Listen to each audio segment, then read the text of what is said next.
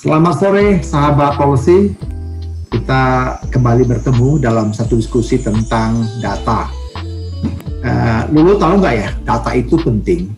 Banyak orang bicara data itu, maka dia bicara isi hati. Karena data itu mencerminkan apa yang sebenarnya kita mau sampaikan gitu ya.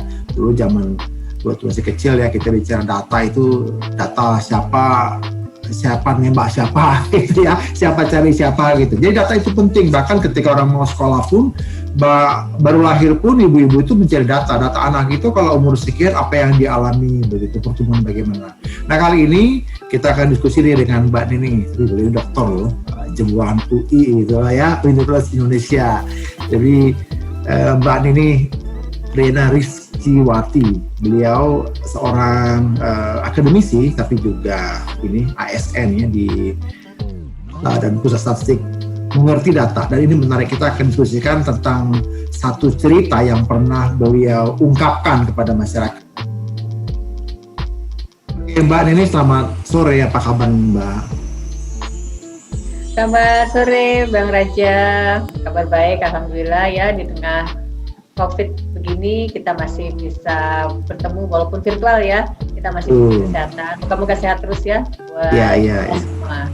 Baik, thank you untuk waktunya. Karena ini kan hari libur ya, saya culik beliau nih untuk ngobrol-ngobrol. Jadi sahabat polisi, kita lihat bagaimana pandangan beliau tentang data ya. Mari kita coba kita ulik-ulik dulu ya.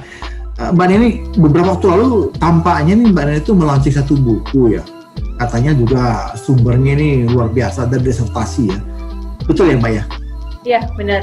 Wah, cakep deh. Apa dong, boleh cerita dong judulnya gitu dan apa kontennya? Boleh dong kita diskusikan. Itu kan idenya penyusunan buku itu kan dari disertasi. Ini kayaknya disertasi saya itu saya meneliti dari tahun 2015 ya tentang data pribadi. Ini kok kayaknya makin kesini, makin tahun 2019, 2020 ini makin hot issue gitu ya. Bukan cuma di Indonesia, tapi juga secara global. Itu fenomena pelindungan data pribadi itu sudah menjadi satu kebutuhan ya buat kita tuh ya.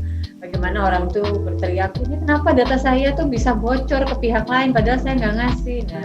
Nah itu betul. Ya, makin menguatkannya saya untuk men-sharing apa yang sudah saya teliti, apa yang sudah saya tulis, dan sudah diujikan ya di depan para akademisi, bahkan di publik pula.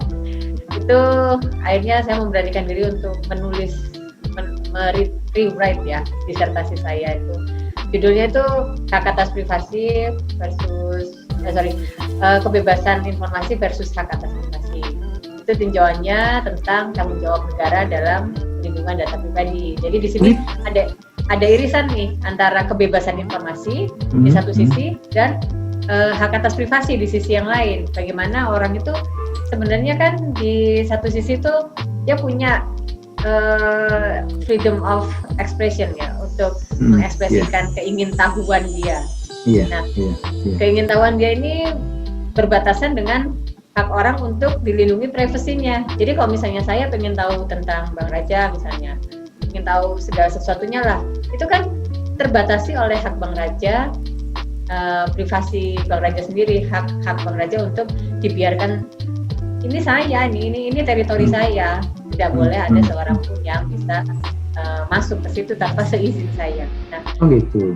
Jadi di sini akhirnya ya ini menarik ya, saya harus share bahan-bahan penelitian saya semuanya, tapi tentunya dengan penulisan yang lebih populer ya. Kalau misalnya disertasi saya itu lebih berbau hukum ya, karena pasal-pasal regulasi segala macamnya itu kental banget. Nah ini saya dibantu Bang Raja sebagai tim editornya untuk mendown to earth-kan apa yang saya tulis secara hukum itu menjadi populer, ilmiah, dan bisa dengan mudah dikomunikasikan kepada masyarakat lebih luas. Nah ini menarik nih Mbak Nini. Kita kan Mbak bilang bahwa ada perlindungan data, artinya pemerintah melindungi data. Apa iya pemerintah melindungi data? Lah bukannya sebenarnya saya sendiri harus menjaga data saya atau bagaimana? Apa memang pemerintah itu memang harus melindungi data atau seperti apa ya? Dua pihak mungkin ini ya prinsipnya seperti apa sebenarnya? Ya, dua pihak ya. Ini kan kalau perlindungan data itu nggak bisa kita berdiri sendiri sebagai masyarakat awam tuh. Kalau saya sendiri, apalah saya kalau misalnya kita main aplikasi misalnya, di situ pasti ada term and condition. Ketika kita tidak agree, tidak ketik ya, yang nggak tick agree gitu, ya sudah selesai. Kita nggak akan bisa melayani, tidak akan bisa menikmati layanan dari aplikasi itu, ya kan? Nah. Kalau misalnya kita nih butuh banget aplikasi itu dan ada puluhan juta penduduk Indonesia pun juga butuh aplikasi itu, tapi dia itu tapi di aplikasi itu menuliskan bahwa kita harus agree semua data di kontak kita itu diserap oleh dia. Nah, ini kan nggak benar ya. Jadi individu ini nggak bisa bergerak sendiri. Ini butuh peran negara di situ. Jadi peran negara yang akan mengatur bahwa wahai pemilik aplikasi, tidak seharusnya Anda tuh meminta berlebihan kepada masyarakat. Ini ada batasannya, data-data apa saja yang bisa diminta oleh aplikasi Anda. Nah, ini kan harus ada yang mengatur, harus ada regulatornya gitu ya. Ya, regulatornya itu pemerintah ya tentu saja. Nah, ini kan kemarin ada satu isu nih di media sosial yang si A gitu ya, datanya itu kecolongan oleh pihak yang lain begitu, lalu kemudian diajukan ke pengadilan begitu, sampai kemudian bertemulah dua kuasa hukum dari mereka ini yang hebat-hebat begitu. Nah, sebenarnya kan karena data-data yang simpel saja dari media sosial, kemudian si A ini yang mendapat data ini kemudian membocorkan atau tampaknya memang ya ada satu kesalahan lah begitu. Itu bukankah seharusnya si A itu yang punya data itu harus menjaga? Lalu seberapa besar atau seberapa kuat harusnya pemerintah bisa intervensi ya, bisa menjaga itu? Iya. Ini ada satu yang menarik nih di Undang-Undang Dasar kita. Ya, kita bicara hukum sedikit ya. Di pasal 28F itu ada klausul yang mengatakan bahwa setiap orang berhak, ada 6 kata kerja di situ. Berhak untuk mencari, mengolah, menyebarluaskan, memiliki, dan makanya salah satu yang terpenting itu adalah ada poin setiap orang berhak memiliki informasi dari sumber manapun. Nah, ketika kita bicara tentang hak atas informasi yang dikatakan di pasal 28F ini sepertinya mazhabnya itu adalah mazhab informasi publik. Boleh lah ketika orang misalnya habis mencari informasi kemudian mendapatkannya, dia bisa menyimpan, memiliki, mengolah, dan bahkan menyebarluaskan seperti yang ditulis di pasal 28F itu ya. Tapi ketika kita ke mazhab informasi privat, kita tidak seharusnya menganggap bahwa ketika kita sudah mencari, memperoleh, kemudian kita berhak memiliki informasi itu. Contohnya seperti ini, saya punya nomor teleponnya Bang Raja nih. Apakah saya menjadi pemilik nomor telepon itu? Enggak kan, tetap pemiliknya adalah Bang Raja.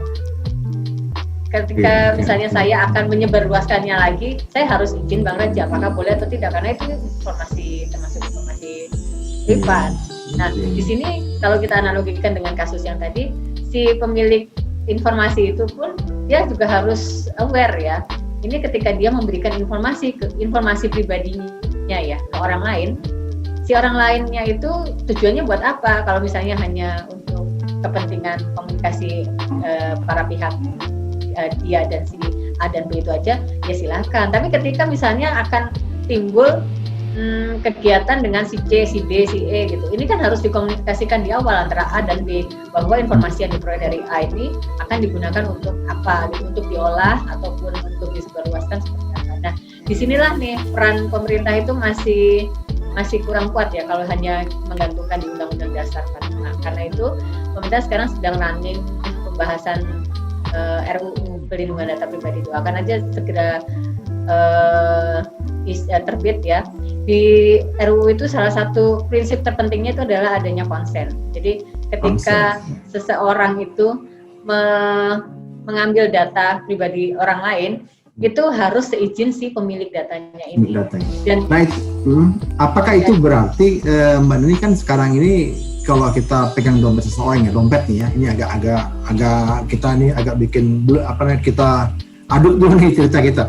sekarang tuh kalau orang punya dompet di Indonesia, orang Indonesia itu selalu tebal itu bukan ada duit, tapi banyak kartu-kartu di situ, banyak data-data di situ. Misalnya ada KTP, ada kartu BPJS, ada kemudian kartu yang lain gitu kan, kartu ATM dan seterusnya begitu. Nah, apakah ini juga nanti akan masuk di dalam perlindungan data itu atau seperti apa? Iya, jadi kita bedakan dulu nih, data pribadi kita itu akan digunakan untuk apa nih? Apakah area publik atau privat? Ketika kita bicara publik ini kan yang mengelola nih pemerintah, government nih, seperti yang tadi bilang Bang Raja, yang masalah KTP, BPJS, NPWP, paspor itu privasi areanya pemerintah nih. Kemudian kalau misalnya kita melakukan kegiatan perdagangan, misalnya sekarang kan semuanya jual beli banyak kan online ya. Online, betul. Setiap kita masuk ke satu aplikasi itu kita masukin data, aplikasi ini masukin data lagi. Nah ini rawan juga kebocorannya. Nah, bagaimana nih dua pihak ini, baik yang private maupun yang publik ini, bisa saling bersatu padu melindungi data kita, baik sebagai penduduk ataupun sebagai konsumen. Jadi artinya itu pun akan dilindungi harusnya ya? Sebagian sudah. Kalau kita melihat ke Undang-Undang Administrasi Kependudukan itu sudah dimiliki di situ. Dan kalau kita lihat di Undang-Undang ITE, Informasi dan Transaksi Elektronik, sebagian pada dasarnya hak kita pun sudah terlindungi, cuma belum form mekanismenya itu seperti apa. Nah, di RUU Rancangan Undang-Undang tentang Perlindungan Data Pribadi ini akan lebih didetailkan lagi tentang prinsip-prinsip, mekanisme para pihaknya, hak dan kewajiban para pihak itu seperti apa. Nah kemarin yang saya tanya tadi Mbak Neni, kalau misalnya apakah nanti ke depan data ini juga, perlindungan data ini juga akan mengerucut kepada semacam, kalau dulu kita kan pernah nama itu SIN ya, Single Identity Number gitu, satu data itu untuk semua, jadi satu orang itu punya satu data begitu. Apakah nanti akan mengerucut ke situ atau memang hanya baru sebatas melindungi data pribadi di ranah publik? Ya. Usaha untuk single identity number itu sudah pernah dilakukan oleh pemerintah Indonesia tahun 2017-an. Itu ada program pemerintah namanya Kartin 1 ya, atau kita biasanya bacanya Kartin 1 atau Kartini gitu ya.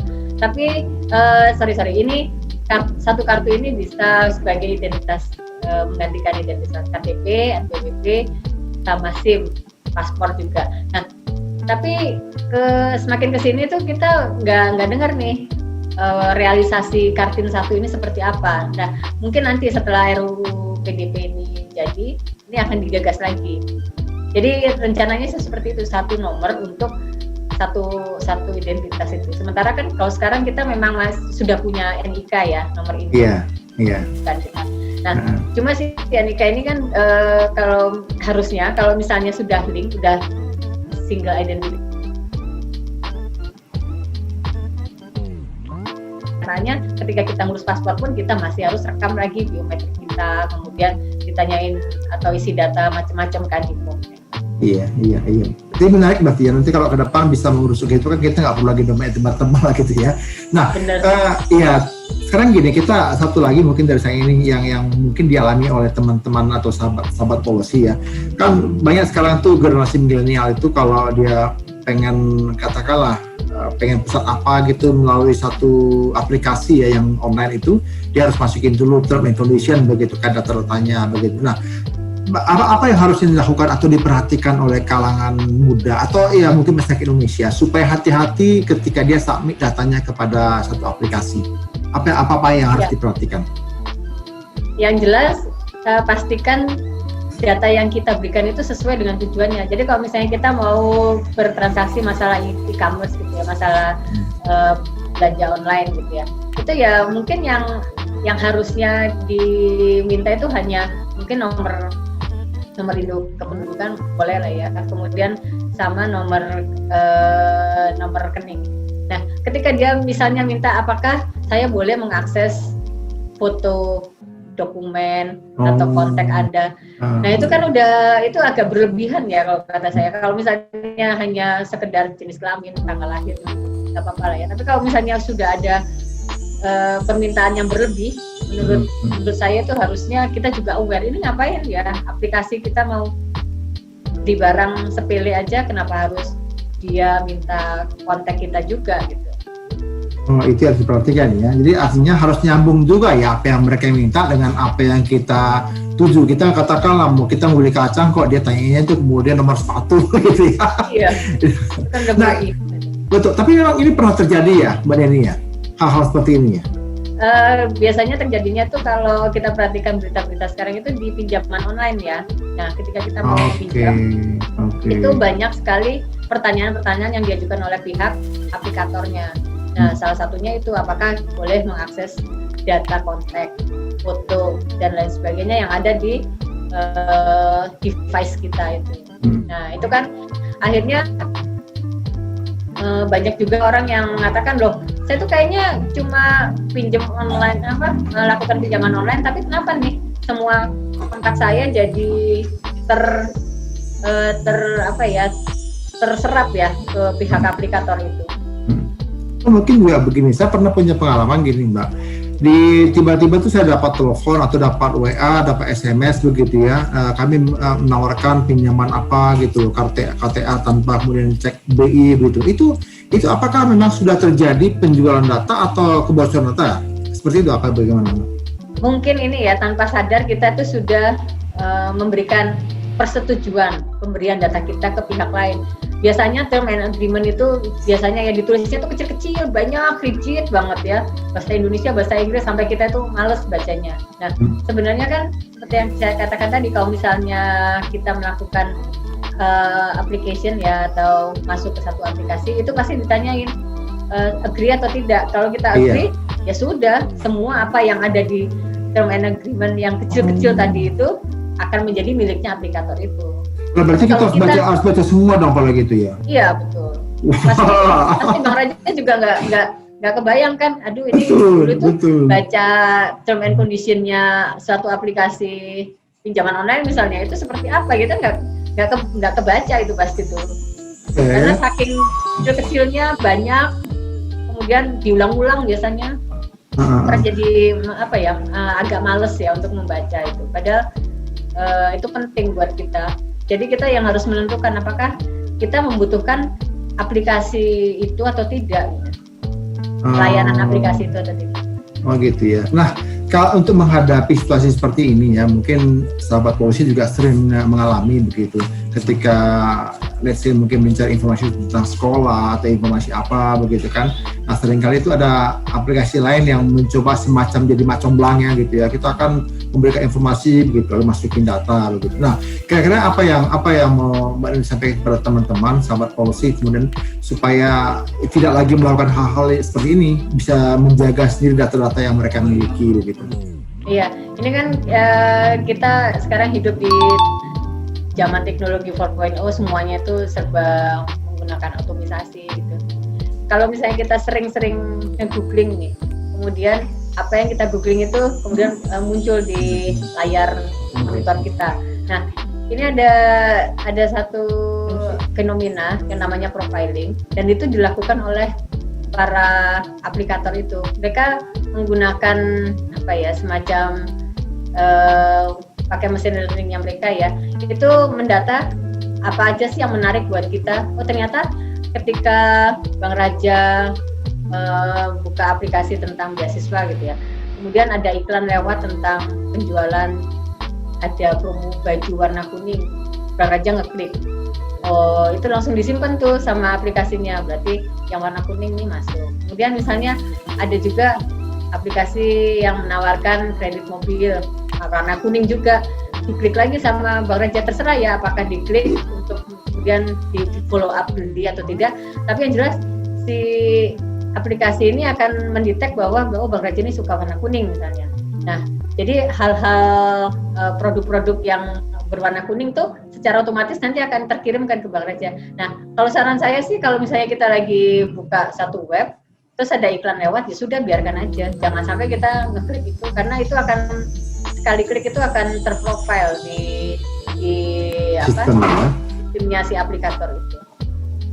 Gitu. Nah, mungkin dari pertanyaan terakhir mungkin nih Mbak Neni, kalau kita lihat tadi selain untuk perlindungan data kita sendiri, menjaga atau perlindungan data yang dilakukan pemerintah ini apa sih gunanya supaya kita jadi cerdas nih? Artinya kita kan tahu juga ya nanti kalau pemerintah melakukan satu informasi kepada masyarakat, oh ya kita jadi apa bisa taat gitu. Selain untuk melindungi diri sendiri, apa sih gunanya gitu? Iya, kita kembali ke filosofinya nih ya, kan perlindungan data ini awalnya itu adalah hak atas privasi kita ya, namanya hak atas privasi. Ya. Semua orang itu berhak untuk menentukan apa yang akan pentingnya gimana. Pentingnya itu dengan majunya zaman sekarang itu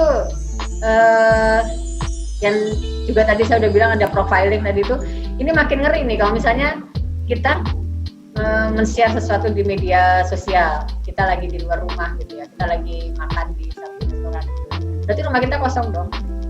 Nah kemudian sebelumnya kita udah pernah check in di alamat rumah kita. Nah kalau misalnya itu dihubung-hubungkan nih, ada orang jahat yang ingin merampok rumah kita, wah ini kesempatan banget nih, rumahnya lagi kosong, dianya lagi check in entah di luar kota gitu ya, berarti rumahnya kosong, ini kesempatan kita untuk melakukan pencurian. Kita nggak bisa mengendalikan orang lain ya, mengendalikan pikiran orang lain. Nah yang kita kendalikan ya sikap kita sendiri, bijaklah bermedia sosial gitu, dan bijaklah men-share data kita kepada pihak lain gitu. Apakah si pihak itu punya standar keamanan yang kita inginkan atau tidak. Nah, ini bisa kita lihat juga dari term and condition yang ada di aplikasinya itu. Oke. Berarti memang kita tidak bisa menjaga orang lain, ya, menghentikan apa yang orang lain pikir tentang kita, tapi kita bisa menjaga diri kita dari apa yang orang lain harus lakukan, gitu ya. Ya, menarik. Jadi, sahabat Polsi, kalau kita tadi belajar tentang data, maka ini satu hal yang kita tidak lagi boleh main-main, betul ya. Kita harus perhatikan data kita itu untuk apa dan siapa saja yang bisa mengakses itu menjadi hal yang penting. Yang berikutnya juga, karena ini sedang dibahas oleh pemerintah, berarti sebenarnya pemerintah juga sudah punya concern bagaimana melindungi data masyarakat.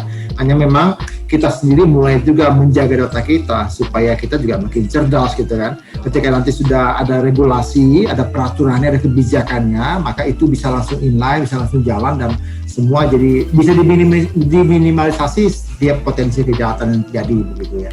Begitu ya, Mbak Neni ya. Ini bahasan yang kita bahas ini sesuatu yang tampaknya mudah dicerna, tapi sebenarnya ini juga itu pendalam berbulan-bulan, mungkin bertahun-tahun, karena berasal dari disertasi beliau. Ya, terima kasih sahabat Polsi. Sesi ini kita akhiri pada saat ini karena kita memang diskusi sangat-sangat singkat untuk memberikan satu edukasi cerdas tentang berbagai kebijakan, berbagai informasi yang penting. Dan sekali lagi terima kasih untuk Mbak Dr. Neni Liana Rizkiwati untuk waktunya, untuk pengalaman dan edukasi yang mencerdaskan. Terima kasih, salam sehat selalu. Kiranya makin sehat dan terus makin sukses, makin berkarya. Terima kasih. Salam, ya. Salam sahabat Polsi, selamat sore.